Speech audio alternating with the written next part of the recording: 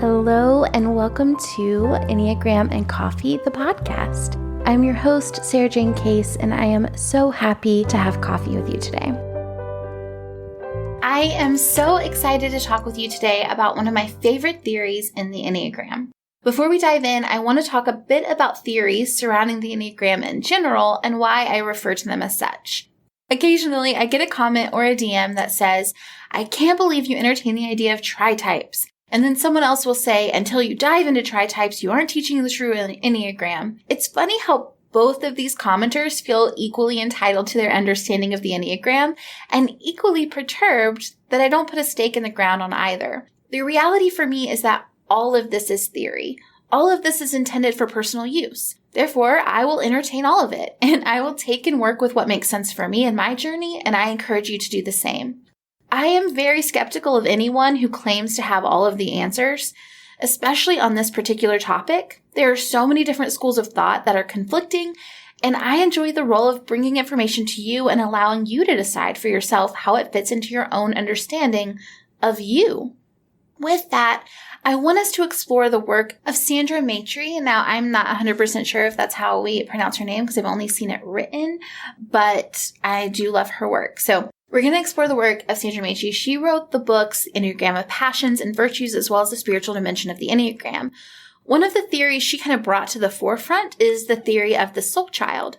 The concept here is that we were, as children, the number that we go to in rest, and that somewhere along the way we received the message that we couldn't or shouldn't be that way. And so we developed our dominant type pattern as a response.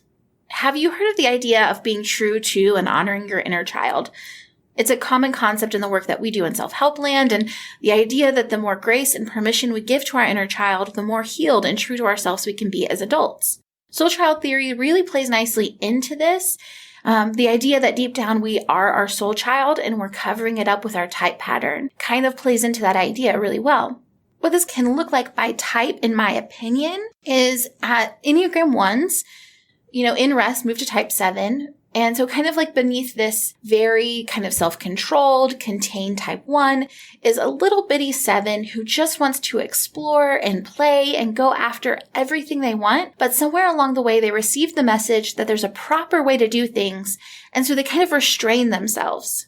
Then there are Enneagram type 2s who move to 4.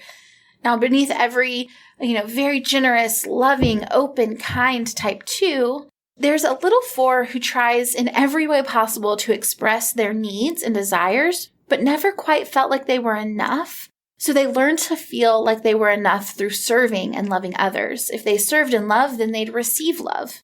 And then we have our Enneagram 3s who move to type 6. Our beneath every confident, driven, forward-moving 3 is a little 6 who worried about the world not being enough for them and things not working out. They learned along the way that they could find certainty through achievement. If they could just be the best, then their anxieties would go away.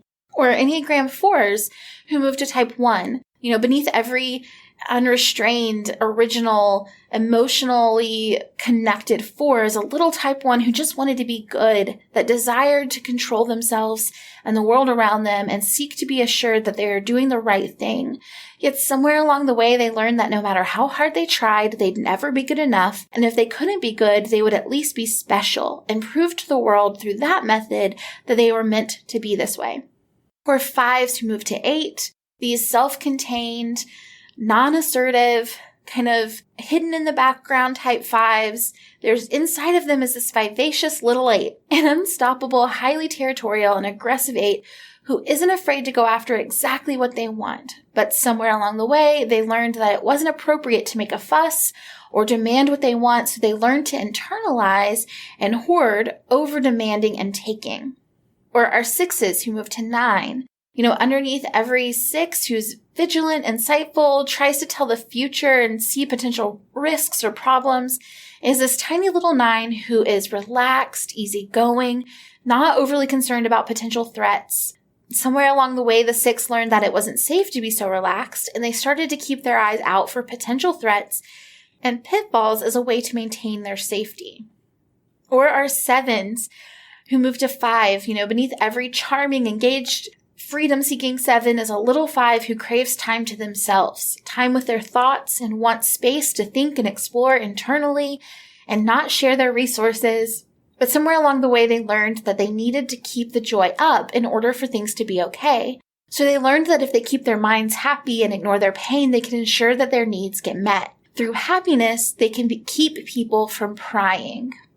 Or Enneagram type 8s who move to 2, these big, bold, powerful 8s have a little 2 inside whose heart is open and gooey and soft.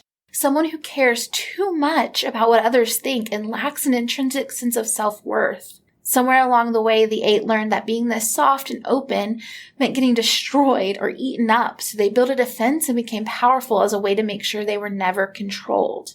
And finally, our Enneagram 9s who move to type 3. These humble, unassertive, collaborative, merging 9s have this little bitty 3 inside who is ambitious, competitive, and confident, and seeks to lead and gain recognition for their accomplishments. Somewhere along the way, the 9 learned that they were better seen and not heard, that their needs caused too much stress to those closest to them, so they started to soften their preferences and quiet their input as a way to ensure they didn't lose the connections that meant the most to them. Now, as a reminder, this is just a theory, and it's honestly my take on a theory at that. So it's like next level theory on a theory. It's not law. I'd love to hear your thoughts on this. So if you are a member of Club Enneagram, let's have a conversation in the DMs about it. If you're not in Club Enneagram, let's have a chat. Club Enneagram is my online community dedicated to all things Enneagram and personal growth. We focus on a different topic each month, and you receive emails from me every week with journaling prompts and ideas to talk through. This month, we're focusing on goals, next month on finances, and so on. We also have a private Instagram community where we can chat in the DMs or in the weekly Q&As I do in stories. Bring your thoughts and your questions to clubenneagram.com. I would love to meet you. I hope that you guys enjoyed today's episode. I know it's a very brief overview of a complex idea. A really good book. Place to start would be to check out Sandra Maitri's work. Until next time, if you liked today's episode, leave a rating review in iTunes. It helps me to get this podcast to more incredible listeners just like you.